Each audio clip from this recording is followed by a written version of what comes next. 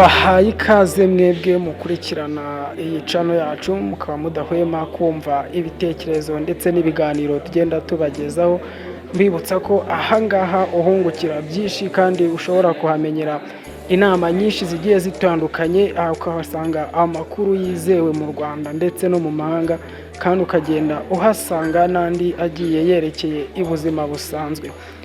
Gicamunsi cy'uyu munsi rero ku wa kabiri tariki 17 z'ukwa 9 umwaka wa 2024 ku isaha y'isa 8 nibwo igitangazamakuru gishyize hanze kirandika kivuga ku bagabo batandatu bigize akaraha kajyahe abagabo rwose ubona basobanutse, ariko akaba ari abagabo banze gukora ahubwo biyemeje kujya baryo tw'abandi bakoresheje amayeri yabo.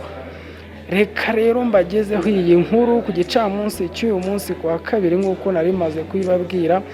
Amakuru dukesha ikinyamakuru Kigali Today kigaragaza ko abantu batandatu bakurikiranyweho ubujura bwo kwiba imodoka. Aba bagabo rero urwego rw'igihugu rw'ubugenzacyaha RIB rweretse itangazamakuru agatsiko k'abantu batandukanye bafashwe. Aba bagabo rero bagiye bakurikiranyweho ubujura bw'imodoka ndetse n'imodoka enye bari bibye zisubizwa ba nyirazo. Nk'uko mubyumva mwe amakuru uko mubabona ku mafoto, ari abagabo batandatu bivugwa ko bari bamaze kwiba imodoka enye ariko zikaba zimaze gusubizwa mu maboko ya ba nyirazo.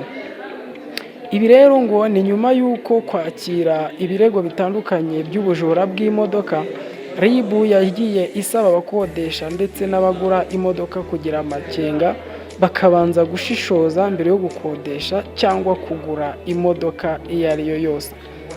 Izo modoka enye rero zari zibwe zafatiwe mu karere ka Gicumbi, aka Kayonza ndetse n'akarere ka Nyamagabe.